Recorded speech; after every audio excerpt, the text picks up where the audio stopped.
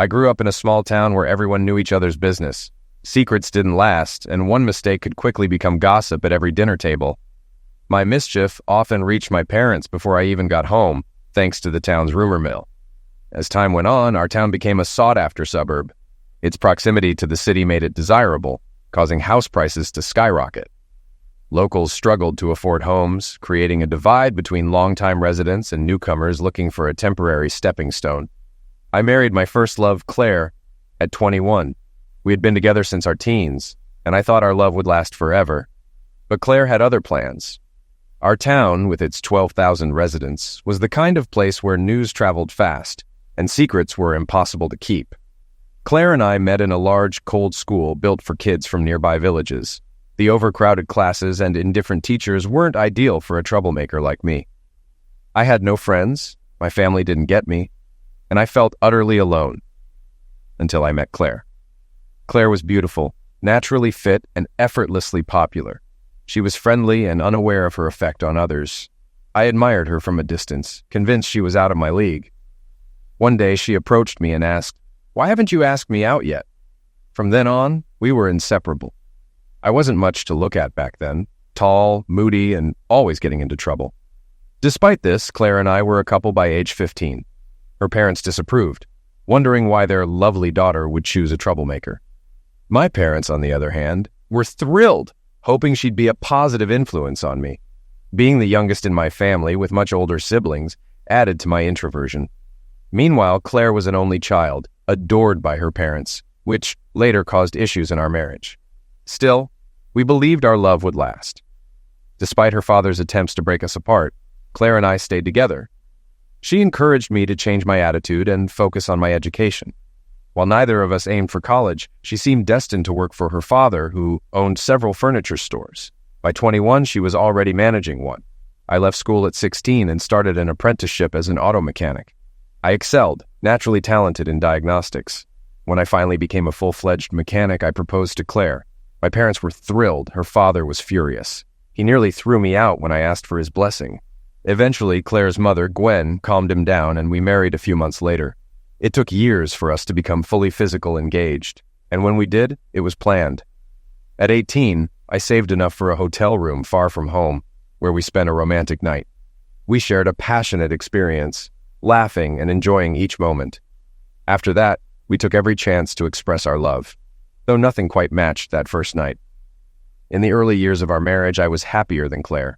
I'd become a foreman at work, and Claire's father kept raising her salary to make me feel inferior.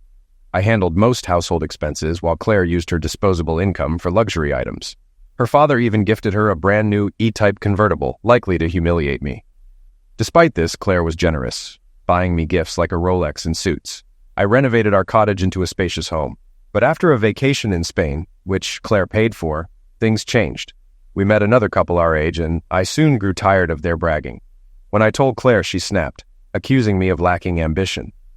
I was shocked. I thought we were building a life together, maybe even starting a family one day. Clearly, I was wrong. After that trip, Claire became increasingly dissatisfied with our life. She had grown up getting everything she wanted instantly, so saving for things was foreign to her. Her father didn't help, continuing to buy her whatever she desired. I had already refused his offer to buy us a house in an upscale area, insisting we get one we could afford on my income alone. Claire's higher salary and her father's jabs about it caused tension. I turned to martial arts, spending most nights training, which created more distance. Claire began going out with her single friends during the week, while we reserved weekends for dinner and dancing. Despite our separate social lives, home life seemed okay. We laughed, talked, and maintained a physical relationship. I never suspected our marriage was in real trouble, until the day that changed everything. One morning, I stopped by the house to pick up a customer's car and check for mail. I noticed the answering machine's light blinking and casually hit play. My wife's voice came through, speaking to a man I didn't recognize. They flirted, talked about their time together, and mocked me. My heart sank. I replayed the message, hoping it was a joke. It wasn't. Claire was having an affair. I called work, canceled my plans, and waited at home for her. When she walked in, I confronted her. She tried to play dumb, but I hit play on the recording. Her shoulders slumped. "Oh, hell," she muttered, then stormed out, leaving me stunned and angry. I never heard from Claire again. I tried to reach her, but her father blocked my attempts. He told me, "You're no longer part of my daughter's life. Stay away from my family." Eventually, I was served with a restraining order. They claimed they feared for their safety. It was absurd. I had no intention of injuring anyone. I just wanted to understand why she left. I took 2 weeks off work, spending most of that time at home, drinking and trying to make sense of it all. Toward the end of my isolation, the doorbell rang. Hoping it was Claire, I opened the door to find Gwen. "Oh my God, John, look at you!" she gasped. "What do you want? And where's my wife?" I snapped. Gwen sat down, tears in her eyes. "I'm so sorry, John. She's made it clear she wants a divorce. She's on holiday somewhere." "It's not your fault," I said, sitting beside her. "I just don't get it." "Maybe if I'd been tougher on her growing up, she'd have appreciated what she had with you," Gwen sighed. "Was it because I didn't give her everything?" I asked, frustration boiling over. "She's just foolish," Gwen replied, surprising me. I managed a weak laugh. "No need to swear," I teased. "Oh, shut up," she chuckled. "Now go shower while I clean up this mess." I obeyed, standing under the hot water until it ran cold. An hour later, I returned to the kitchen, slightly more sober, but nursing a throbbing headache. Gwen handed me a mug of coffee. "Have you eaten?" she asked. "I don't think so," I admitted. "Idiot," she snapped. "Sit down. I'll make you something." I sat, sipping the coffee. Soon I felt nauseous and rushed to the bathroom. When I returned, Gwen had made chicken soup. "Think you can keep that down?" she asked. "I'll try," I replied. As she left, she told me to visit her the next day for a proper meal. The following day, I pulled into my in-laws' driveway. Gwen opened the door before I could knock, ushering me inside. She wore a tighter, more revealing outfit than usual, and seemed nervous, fidgeting with her hair. "I listened to the message yesterday," she said quietly. "I'm so sorry, John. I don't understand how she could do this to you." Embarrassed, I looked away. "I thought she was happy." "So did I," Gwen replied with regret. Her language surprised me, something I wasn't used to from her. "Oops, sorry. I know I shouldn't swear, but she makes me so mad," Gwen added, blushing. We both laughed, easing the tension. I glanced at her exposed thighs, noticing how much she resembled an older version of Claire. She caught me looking. "Do you like what you see, John? These are Claire's clothes. I thought you'd like seeing them again." "Gwen?" I replied, shocked by this new side of her. With a trembling voice, she continued, "Please don't turn me down. I know I'm not as young as my daughter, but I've wanted you since we first met. Now that she's gone, I was wondering—" "Oh my God, Gwen, I had no idea. I've never felt that way about you." Her face showed disappointment, but she quickly smiled. "Looks like you do now," she chuckled, nodding toward my groin. Mortified, I grabbed a magazine to cover myself. Gaining confidence, she said softly, "We can forget this and have lunch or go upstairs, get some revenge, and eat later." Taking my silence as agreement, she stood, took my hand, and kissed me. It had been over a month since I'd had sex, and my body responded naturally. She led me to the master bedroom, prepared with flickering candles, satin sheets, and warmth. That afternoon, I took my revenge 3 times. "You know you're only the second woman I've been with, right?" I said, sitting on the bed, pulling my knees to my chest. "Really? I thought you'd been with others before Claire," Gwen replied, joining me. "We were both maids," I said, staring at Claire's photo on the bedside table. "I can't believe she thinks she can do better," Gwen muttered. "She's lucky she's not married to her father. He's useless at it," she laughed, playfully punching my shoulder. We showered together, then dressed. "I'm starving," I said, eyeing the sandwiches she'd made. "You'll have to get takeout." "Frank can have this food. You've had his wife all afternoon, so he might as well have your lunch," Gwen joked, pushing me out the door with one last kiss.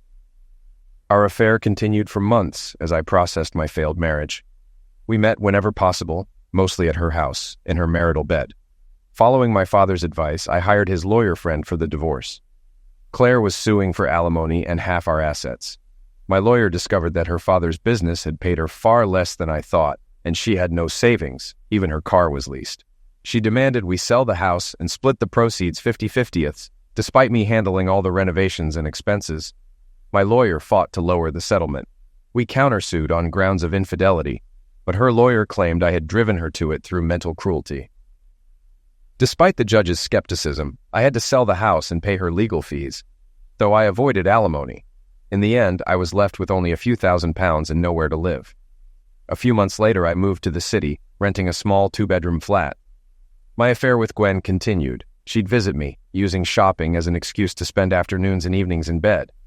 I hadn't seen or heard from Claire since the divorce. She moved to the city, buying a penthouse with her settlement and her father's help. Gwen told me that Claire had cut ties with her. They'd had arguments, with Claire siding with her father while Gwen defended me. Eventually, Claire told her mother to stay out of her business. The tension in Claire's parents' house became unbearable when she visited, so she stopped going. Her father began visiting her at her flat instead. Gwen, fed up with arguing about Claire, decided to ignore any news her husband shared about her. Gwen and I had an unspoken agreement to never talk about my ex-wife, which suited me perfectly. I was filled with resentment toward Claire. The lies she told during our divorce, betraying my love, and her indifference to our life together pushed me to stop caring. What hurt most was the contemptuous look she gave me as we left the courthouse. 10 years meant nothing to her. Later, I found out through a friend that, months before our separation, Claire had been frequenting a club known for married women seeking casual flings. She had been seen with various men, but toward the end of our marriage, she was often with an older, flashy man with a shady reputation. This deepened my sense of betrayal and anger, leaving me wondering what she was looking for that I couldn't provide. The following summer, I reluctantly joined my coworkers for a pub crawl to celebrate a colleague's 21st birthday.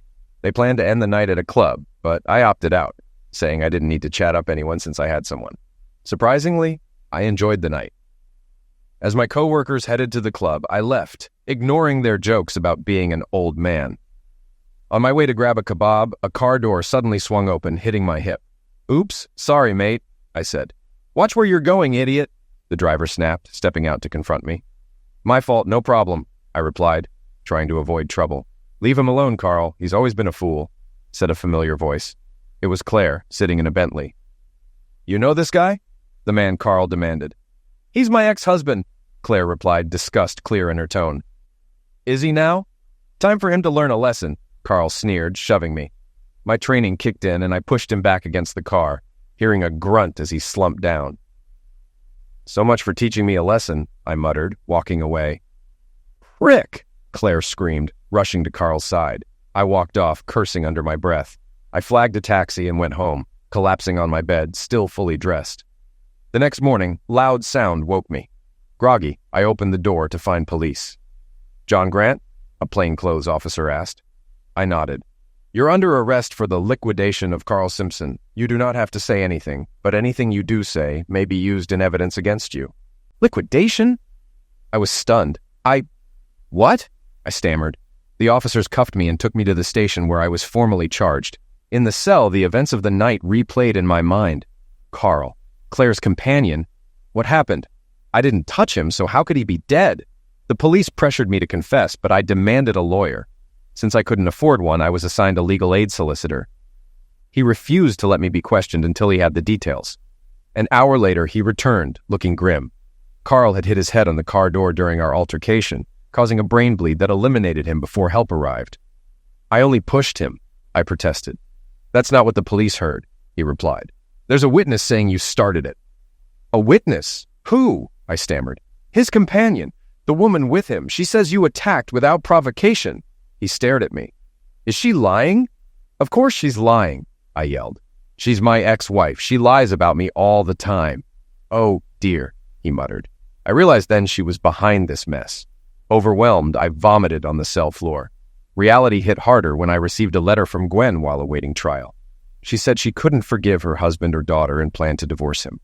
She went to the police to counter Claire's claims that I was violent, but they dismissed her statements. She felt ashamed, not of me, but of her own family. She apologized for not visiting, saying she couldn't bear to see me locked up. That letter broke my heart.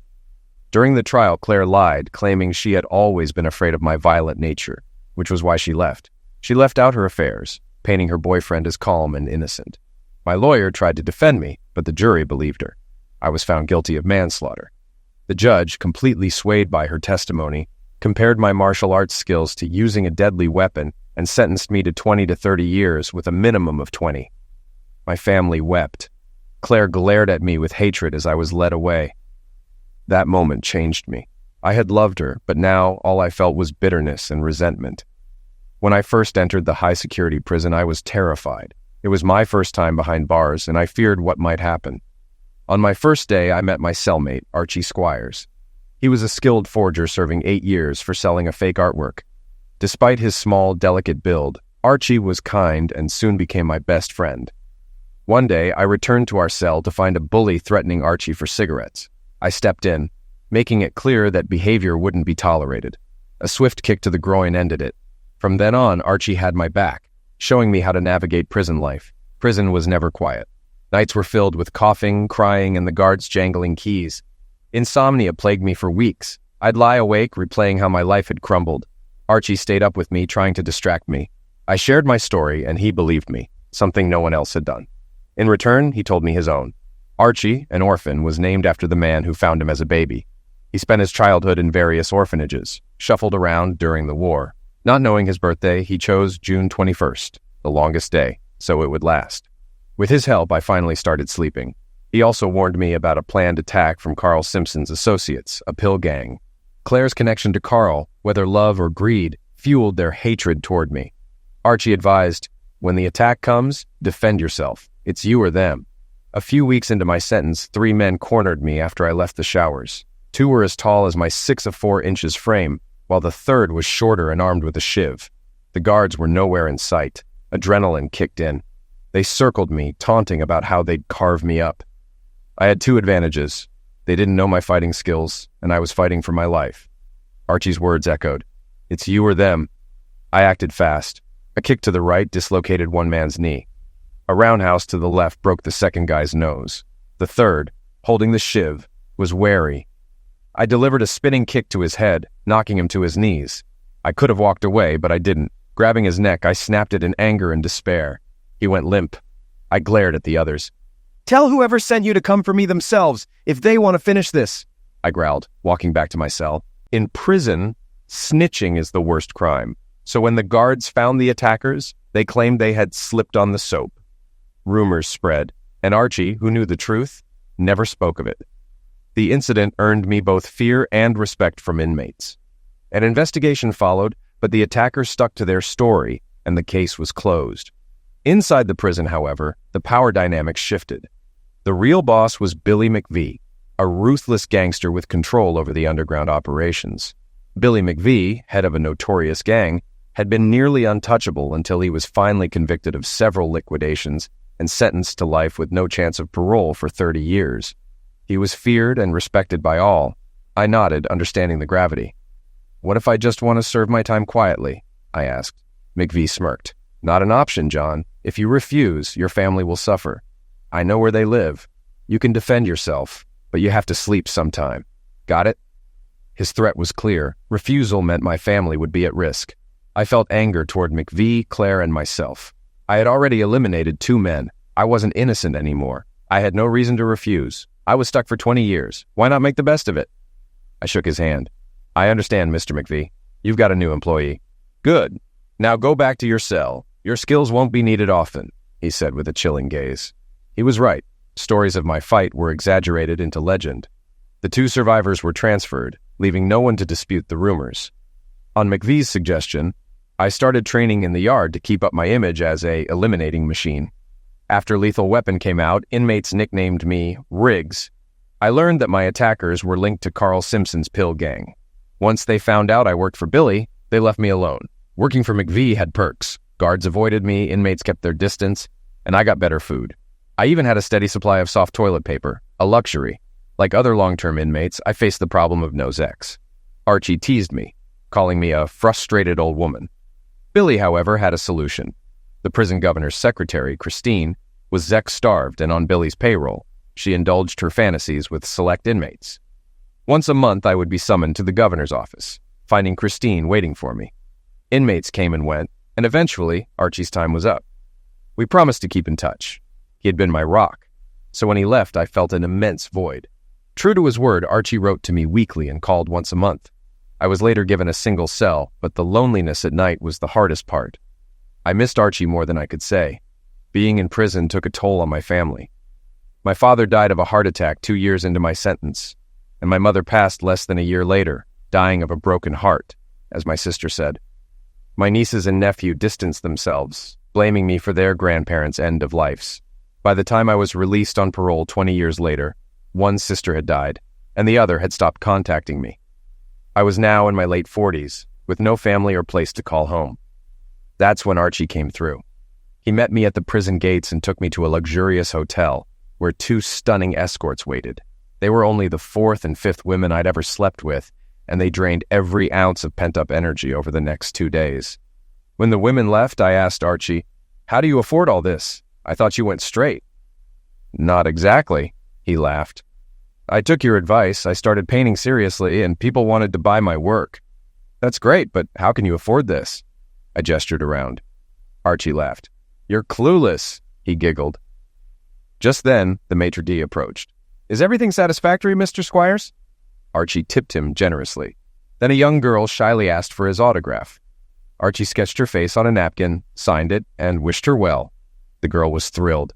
In the lounge, I said, "I feel like I'm missing something." "Oh, you think so?"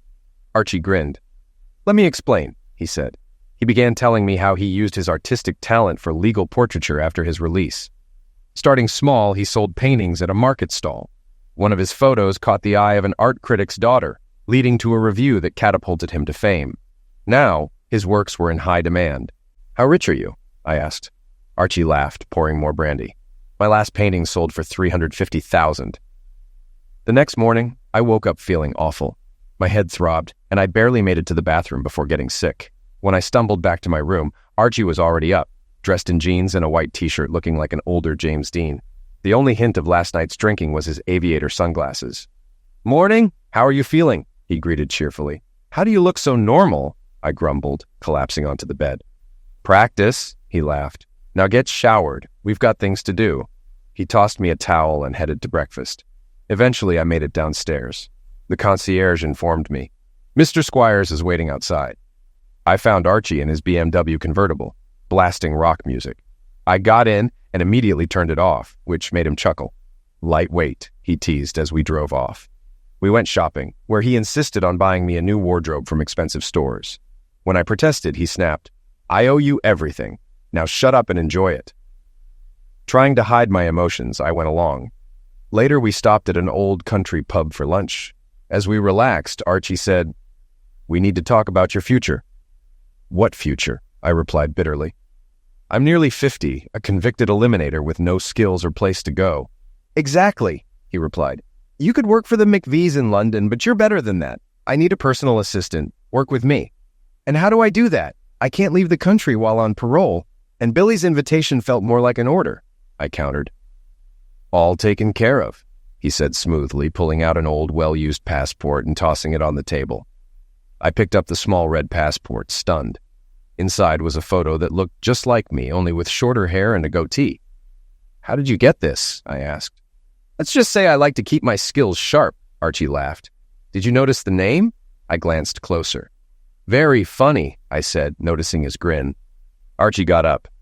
"I need to take a leak." I sat there, staring at the passport. I knew it wasn't legal, but it looked real. It might just work as my ticket out. "Well?" Archie's voice brought me back to reality. "Ready to see the world, John Riggs?" I looked at the forged passport, weighing my options. Finally, I made my choice. "Screw it, let's do it." Archie jumped up and hugged me, drawing a look from the amused bartender. Wonderful, absolutely wonderful. Weeks later, we were at Archie's villa in Majorca, a stunning 4-bedroom property with a large pool. Life was good. I tanned, grew a goatee, and got a haircut to match the passport photo. I exercised daily, swimming laps each morning and running in the hills. I was in the best shape of my life. Archie wasn't always around. He traveled frequently for work, leaving me alone. I was still hesitant to use the passport. Archie kept his villa private, with only a few locals knowing he lived there, winning them over with his generosity and fluent Spanish. When Archie was home, he usually brought a beautiful woman with him, his latest model. The villa often echoed with the sounds of their nightly activities, which he made sure I heard. During the day, the women lounged by the pool, completely at ease, much to my frustration. I knew Archie enjoyed teasing me. One morning, I went to the pool and saw a stunning blonde climbing out. I was used to this by now, but I recognized her. She was a famous pop star. She smiled, grabbed her towel, and walked past with a cheerful, "Good morning." I stared as she strolled away, her figure glistening in the sun. "Close your mouth, you're drooling," Archie quipped from behind his newspaper. "Isn't that—" I stammered. "Probably," he replied, grinning. "But she's undressed," I blurted out. "Of course. We don't want tan lines when she models," he said casually, hiding his laughter behind the paper. "She does look hot, though," he added, just before I grabbed him and tossed him, fully clothed, into the pool. The villa was maintained by Maria and her husband, Jose Alberto, locals in their 60s. Maria cleaned and cooked, acting as our mother hen, while Jose took care of the garden and pool. A lovely couple. When alone, I often swam unclothed in the mornings, easier than drying swim trunks. Sometimes I even slept outside, enjoying the peace and quiet, a stark contrast to prison life. One hot day, I stepped out of the pool and saw Maria grinning from the patio doors. She laughed as I quickly covered up. With a smile, she teased, "Ah, Senor Juan, if I weren't such a good Catholic girl." "Carumba," I joked back. "And if I didn't like your husband so much." She giggled. "Maybe you need some attention, Senor Juan. Time you find someone." She was right. It had been nearly 2 months since my last fling. For someone nearing 50, I was inexperienced. My ex-wife, her mother, Christine, and the 2 escorts Archie arranged were all I'd known. I had no clue how to approach women.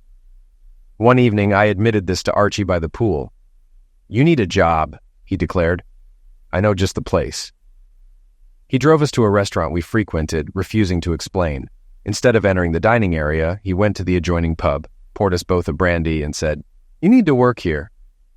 I looked around. The place was packed, mostly with women. "Sounds fun," I laughed, catching the eye of a striking woman who winked at me. "But why would they hire me? I've never worked behind a bar." Archie called out, "Giorgio, got a second?" The owner came over, warmly shaking Archie's hand. "Giorgio, this is my friend John. He'd like to work here," Archie said. "Of course, any friend of Archie's is a friend of mine," Giorgio replied. "How?" I started. "Idiot! I own this place." Archie laughed, gesturing to the photos of famous people with him and Giorgio on the walls. "Is there anything you don't own?" I chuckled. "When do I start?" Working at the bar was a great idea. The place was full of stunning women all summer. Porta Andra attracted millionaires who docked their yachts there, and the bar was their go-to spot. One evening, I nervously suggested to a group of women, "Why don't you all come to the villa? There's plenty of room, and we can sort out breakfast." After teasing me, they agreed. In the taxi to the villa, I was surprisingly nervous. It wasn't about handling all 4 women. I was already captivated by Josie and hoped to separate her from the group. Thankfully, it was easy. As soon as the 3 younger women saw the pool lit up, they jumped in, laughing and splashing. Josie and I stood by, watching. Then, she noticed my discomfort as I adjusted my pants. "Sorry," I muttered, blushing. "Not at all," she laughed. "I'd be disappointed if it hadn't happened." She winked. Nervously, I kissed her. The taste of wine on her lips nearly made my knees buckle. When she pulled away, she whispered, "It's not going to happen tonight. Not on our first date." She swayed her hips and walked inside. Relieved but hopeful, I grinned. "So this is our first date, then?" "I hope so, John," she replied, smiling seductively. The 3 younger women continued their pool antics. They tried to coax us into joining, but Josie refused. "No way am I letting him compare my body to yours," she laughed, keeping me close. "I don't want them tempting my new man before I've had my chance." Eventually, they tired out and went inside, leaving Josie and me alone. If I hadn't been so captivated, I might have chased after them, but my focus was solely on her. We talked for hours. Josie shared her story of marrying a guitarist and her dreams of a family, which fell apart after he was unfaithful. The experience left lasting scars. I shared my story, my failed marriage and wrongful imprisonment. I left out some details, like the self-defense eliminating and working for a notorious criminal. Some things are better unsaid. I also mentioned Archie and his success as an artist. She was impressed, but admitted, "I've never heard of Archie as an artist, just as the bar owner." I laughed, picturing his reaction. We eventually dozed off, wrapped in towels against the morning chill. When I woke up stiff on the sunbed, I wondered if it had all been a dream. A glance at the scattered clothes around the pool reassured me it wasn't. I followed the laughter to the kitchen and found Josie and Maria cooking breakfast, chatting like old friends. Josie wore one of my t-shirts and gave me a warm smile as she came over for a hug and quick kiss. "Morning wood, too," she teased, eyeing my obvious arousal. Maria couldn't help but laugh. Maybe a cold shower is in order, Maria chuckled. Go on then, Josie said, nudging me toward the bedrooms. Breakfast will be ready in 10 minutes. Over the next few weeks, Josie and I spent all our time together. The younger girls enjoyed the pool and sun deck whenever they were in port, and even Jose Alberto, the gardener, couldn't help but keep the grounds perfectly maintained, despite Maria's scolding. Josie, though, kept her bikini on, a delightful but frustrating choice for me. Archie painted the girls, capturing their essence while still leaving much to the imagination. Josie refused to pose unclothed, so he painted just her face, perfectly capturing her warmth and spirit. Her eyes in the painting seemed to follow me everywhere, hinting at untold secrets. Despite our connection, Josie held off on closeness during those early weeks. She made it clear, saying, I'm not the type for quick flings or one-night stands. I need to know you better. I respected her wishes, falling for her more as I waited. I stopped pursuing other women, ignoring the advances of those in the bar. I've always been a one-woman man, and by then, I was smitten with Josie. Ironically, it was she who made the first move. One evening, she walked into the bar alone, carrying a small overnight bag. I rushed to hug her, feeling like we'd been apart for months, though it had only been 3 weeks. After we kissed, she whispered with a playful smile, I'm here for a week, all alone. I hope our bed has clean sheets. Of course, madam, I replied, grinning. Her words hit me, and I called over my shoulder, Giorgio, I'll see you in a week. With laughter from the staff, we left for the villa. 15 minutes later, we stumbled into my bedroom, kissing. Then I realized, oh no, I don't have any rubbers. Do we need them? She asked. What about pregnancy? Are you on the pill? I asked, to which she burst into laughter. John, how old do you think I am? My childbearing days are long gone, she giggled. We had never discussed our ages, but she confessed, I'm 53. I was shocked. She looked much younger. Well, that's a relief, I laughed, pulling her in for another kiss. That week was magical. We made love, talked, swam, and laughed like teenagers. We spent most of our time undressed, except when Maria was around. By the end, I was nearly exhausted. Josie had to return to her cruise ship, and Archie was coming back soon, which would end our villa escapades anyway. As we lay on the bed after our final farewell, Josie whispered, Come with me, John. I thought I just did, I joked, earning a playful nudge. Seriously, she laughed. Come work on the ship. You could work at the bar and we'd be together every night. I'm not sure I can, I replied, feeling nervous. Her smile faded. Why not? Don't you love me? She snapped. Of course I do. It's the passport. It's fake. If anyone finds out, I could be arrested and sent back to prison for breaking my parole, I explained. You worry too much, she said with a laugh. If Archie is as good as you say, you'll be fine. Just think about it, okay? She kissed me before heading to the bathroom, swaying her hips as she left. The next 3 weeks dragged. Archie and I talked about my options. If I joined Josie, it was risky, but was it worth it? Archie reassured me, promising he could handle the paperwork. One night, after a few drinks, he asked, Would you risk 30 years of happiness or another 10 in jail? It wasn't much of a choice. I'd already lost 20 years. I wasn't about to waste more sneaking around for short visits with Josie. I decided to go for it, and even planned to propose. When I told Archie, he laughed, but promised to remember in case I backed out. Surprisingly, I didn't forget. The next day, I searched Palma for a ring, refusing Archie's offer to pay. I bought a modest one within my budget, hoping she'd like it. She did, showering me with kisses, tears of joy streaming down her face. Suddenly, Archie, Maria, Giorgio, and the bar staff burst into the lounge with champagne to celebrate. I later asked Archie, what if she'd said no? I'd have ordered double the champagne to drown our sorrows, he laughed. Over the next few months, we planned the wedding. We had little family, so a long engagement wasn't needed. Archie's lawyer in Palma handled the paperwork, creating documents making me a Guernsey citizen who had never been married. They passed scrutiny at the mayor's office. Josie managed the bridesmaids' dresses, while Archie and I handled our suits. On a sunny autumn day in late October, we married. Josie looked stunning in a cream silk dress that showed off her tan. She bounced around during the ceremony, spreading joy to everyone. The bridesmaids, dressed in crimson, dazzled with their dancers' bodies and long legs, captivating many guests. I had eyes only for my radiant bride. I couldn't believe my luck. The reception was at the bar, where Giorgio and Maria provided food and drinks, courtesy of my best man, Archie. Archie gave a hilarious speech and surprised us with a wedding gift, a 2-week safari in Kenya. Josie squealed with joy. I also met Felix, my soon-to-be boss, on the ship. He was around my age, tall, with black hair flecked with gray. He was affectionate with Josie, but clearly harmlessly flamboyant. After the wedding, we checked into the island's poshest hotel, courtesy of Archie. In our suite, Josie undressed, and we made love, our first as husband and wife. It was different, filled with deep emotion. We fell asleep wrapped around each other, content and ready for our honeymoon. The following months were bliss. Our honeymoon in Kenya was incredible. Days on safari and nights making love. Back at the villa, Archie had vacated the master bedroom for us. Maria and Jose Alberto took care of the house and garden, while Josie enjoyed being a housewife, especially cooking. She and Maria made a great team in the kitchen. The bridesmaids visited whenever they could, though less often than in summer. Christmas came and went, celebrated with a party at the villa. My 50th birthday in February was celebrated similarly. By April, we packed up to start work on the ship, a fresh experience for me and a chance for Josie to sing for the public again. Our first cruise around Italy's coast was eye-opening.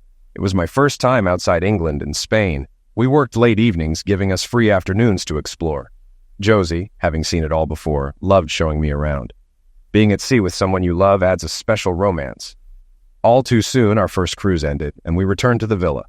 I excitedly shared my experiences with Archie, who patiently listened before suggesting we all celebrate by jumping into the pool. This routine continued for a few years. We'd be away for 3 to 4 weeks in summer and longer during winter cruises, which meant missing holidays like Christmas. One Christmas, Archie surprised us by joining our ship, saying he had nothing better to do. We had a wonderful time. Archie was a hit, mingling effortlessly with everyone. For a few years, this lifestyle was perfect. I worked up to managing the cocktail bar where Josie sang nightly. The Sky Lounge on the top deck offered panoramic ocean views. Josie loved performing there, and I couldn't be prouder when the audience cheered for her encore after every set. But on December 14th, 1998, everything changed. As we watched new passengers board, a black limousine pulled up. An older, balding man stepped out, followed by a woman who made my heart skip a beat. It was my ex-wife, looking just like her mother. My heart raced as I watched her confidently stride toward the ship. "John, what's wrong?" Josie asked, shaking my arm. "I'm feeling a bit nauseous," I lied. "I think I'll go lie down." "I'll come with you. You look awful." "No, you stay here," I insisted, nearly running to our cabin. What was I going to do? If she recognized me, I could lose everything. In the cabin, I grabbed the scotch and downed several swigs, letting the burn calm me. Maybe I could avoid her. She didn't know I was on the ship. Should I tell Josie? Definitely not. She'd confront my ex in an instant. This was my burden. For the next few days, I hid in the cabin as much as possible, leaving only at night for my shift. Every time the bar door opened, I tensed, fearing it was her. Josie noticed my change in behavior. I was quiet, irritable, and far from my usual self. She kept asking what was wrong, but I insisted it was just feeling unwell. Normally, I'd unwind at the gym after my shift. Jimmy, the leisure manager, had given me a key to use it whenever it was empty, usually around 3 a.m. But those first few days, I skipped the gym and went straight to the cabin to be with Josie. She wasn't used to me returning so early and questioned it, but I brushed off her concerns. We didn't even make love, which she noticed but didn't mention. After 4 days, I realized I couldn't hide forever. If Claire exposed me, I would deal with it. I had already served my time, and if I lost my job, it would just be another hit from my ex-wife. Josie knew most of my story. I trusted she would see through Claire's lies. I began to return to my normal routine, spending days with Josie exploring the islands, swimming and snorkeling. I spotted Claire occasionally, but managed to avoid direct contact. She was always glued to her partner, oblivious to everything else. Word among the staff was that they were rude, demanding, and never tipped. A couple of pretentious idiots, as one crew member put it. As the week went on, I started to relax. Claire and her husband hadn't come to the cocktail bar, and I hoped to get through the cruise without facing her. Then New Year's Eve came. The ship was alive with parties, gala dinners, shows, dancing. By midnight, things had quieted as passengers went to bed. Josie wasn't singing that night, so she had already retreated to our cabin after we shared a private New Year's kiss. After a busy night, I sent the bar staff back to their cabins and began to close up. Only a few stragglers remained. Around 2 a.m., I heard someone impatiently tapping on the bar. I turned, ready to set them straight. There she was, my ex-wife, staring at me with an air of superiority. No hint of recognition. Drunk, she slurred her words as she ordered a bottle of the best champagne. Shaken, I stammered, telling her I'd bring it over since the bar was waitress service only. She waved her suite key, instructing me to charge it to the room. No need to mention the charge. All purchases were automatically billed to passengers' cabins. I didn't correct her, wanting minimal interaction. I focused on preparing the champagne, placing it on ice with trembling hands. My emotions were a mix of anger and indignation. 10 years as a couple, and she had lied to ruin me. Had I changed so much that she didn't recognize me? A bit thinner, some gray hair, and no goatee, but I still looked the same. Yet, here she was, oblivious to the man whose life she had wrecked. I watched them from afar as they drank, laughing loudly while she kissed him and groped at his lap. It was embarrassing. A wealthy old man flaunting his trophy wife, behaving like randy teenagers. Normally, I'd suggest they take it to their cabin, but I kept my distance. Thankfully, the lounge was nearly empty, so their behavior didn't matter. They finally left after about half an hour. She dragged her drunk husband to his feet, grabbed the champagne, and staggered out. I sighed in relief, my heart slowing. Maybe she hadn't recognized me. With a few days left on the cruise, I hoped this nightmare would pass. I was wrong. The next day, for the first time since she boarded, I felt like myself again. I made love to Josie multiple times, enjoying our day together in the cabin. By the time we started our shift, I was worn out and starving. That night, they returned. Sober, at first, they watched Josie's set, clapping politely with the crowd. I felt more relaxed, thinking if I kept my distance, she wouldn't notice me. They ordered 2 more bottles of wine, getting drunk before leaving, singing off key as they staggered out. For now, they were out of my life again. After they left, I cleared their table. Picking up a crumpled napkin, I noticed writing on it. My heart sank when I read, "I know who you are." Panic washed over me. I felt faint and sat down. My life with Josie was about to be ruined, and I knew Claire would enjoy destroying me again. Tears filled my eyes. I heard someone approach. "John, you look awful. Are you okay?" I barely registered who it was. "No, I'll be fine. Just need to sit for a bit," I muttered, stumbling back to the storeroom, clutching the note. My mind raced for a way out. I knew the phone would ring soon. When it did, I almost jumped out of my skin. "Hello, Sky Lounge," I answered. "Hello, John. Long time no see." Her voice chilled me. "What do you want, Claire? Can't you just leave me alone?" Chuckling, she replied, "Oh, I don't think so. I need you to do something for me." "What the hell do you want?" Now, John, no need for hostility. Come to my cabin in an hour and you'll find out." "Go to hell, Claire. We're finished." "You'll come if you don't want everyone on this ship to know about the convicted butcher among them." "You vindictive witch. Haven't you done enough?" "We both know the truth, John, but the others don't. See you in an hour." I slammed the phone down, rage boiling inside. I knew she would carry out her threat. I had no choice. An hour later, I stood outside the presidential suite, secluded with a private balcony. Josie and I had used this suite for secret rendezvous when it was vacant. Now it was an ominous place. After a moment's hesitation, I knocked, and the door swung open slightly. Claire called out, inviting me in. The sitting room was empty, but through the open bedroom doors, I saw her husband sprawled on the bed, pants around his ankles, snoring. "Out here, John," Claire called from the balcony. She sat in a lounger, wearing a black silk robe that left little to the imagination. "What do you want, Claire?" I demanded. "Sit down," she replied, laughing and pushing a chair toward me with her foot, flashing her thigh provocatively. "No, we have nothing to talk about. What do you want?" I snapped. She dropped the robe, standing undressed in the doorway, grinning like a carnivore. "Right now, I want some good sex. You were always good in bed, John. We'll discuss the rest later." My heart sank. I didn't want to be near her. I hated her. The only person I wanted was several decks below, probably asleep by now. I glanced nervously at her husband, still sprawled in the bedroom, clueless. "Oh, don't worry about him, John. He won't wake up until at least noon. And if he did, he'd probably enjoy watching a real man with me," she sneered. 1,000 thoughts raced through my mind. Maybe if I went along with it, she'd leave me alone. Maybe I could avoid further trouble. But then I thought of Josie. I couldn't betray her. Claire climbed onto my lap, grabbing my head and forcing a kiss. She ripped open my shirt. I sat there, fists clenched, anger boiling inside. She had no right. She had rejected me years ago, and now she wanted me again. Well, if sex was what she wanted, she would get it. But not how she expected. I stood, throwing her off me onto the floor. Grabbing her arms, I yanked her up and shoved her against the balcony rail. I was determined she wouldn't enjoy this. For a couple of minutes, I did what she wanted, but it was clear she loved every second. That's when I knew what I had to do. I had to get her out of my life for good. I grabbed her hair, lifted her over the railing. Her scream vanished into the night as she fell into the dark sea below. Silence filled the air, except for the sound of the water far below. I felt strangely calm. No remorse, no regrets. It's true. Taking a life gets easier each time. She had threatened my marriage and had to go. She had stolen 20 years of my life and now wanted to destroy my happiness. No more. Enough was enough. I glanced into the bedroom. Her husband was still passed out. He was lucky. If he'd woken, he'd have gone over too. I buttoned my shirt, fixed my hair, and checked for any trace of myself. A couple of buttons were on the floor, so I kicked them over the side. I poured out the champagne and wiped the glass clean. Then I quietly left the suite and returned to my cabin, slipping into bed beside Josie. I didn't sleep, just listened to her breathing, my mind racing. The next afternoon, chaos erupted.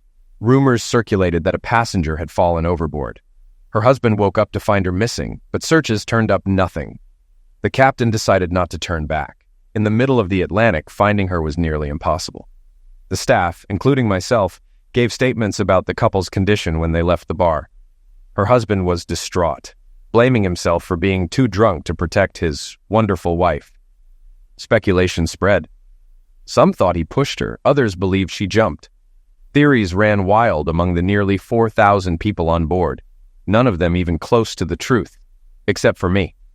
I knew exactly what happened but kept silent. The ship grew quiet and somber for the remainder of the journey. Entertainment was canceled out of respect, so Josie joined me in the bar during the evenings. We docked 2 days later in Palma.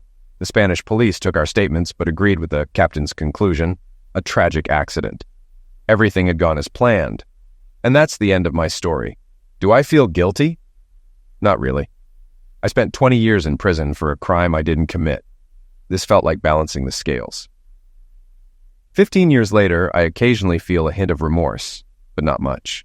If I hadn't been sent to prison, I wouldn't have met Archie, moved to Majorca, or found Josie. In a twisted way, I have Claire to thank for my life now. But those regrets quickly fade. When I think of Claire, I remember an eye for an eye, a life for a life. She stole a part of my life, so I took hers. She turned me into this, a cold-hearted eliminator. So screw her.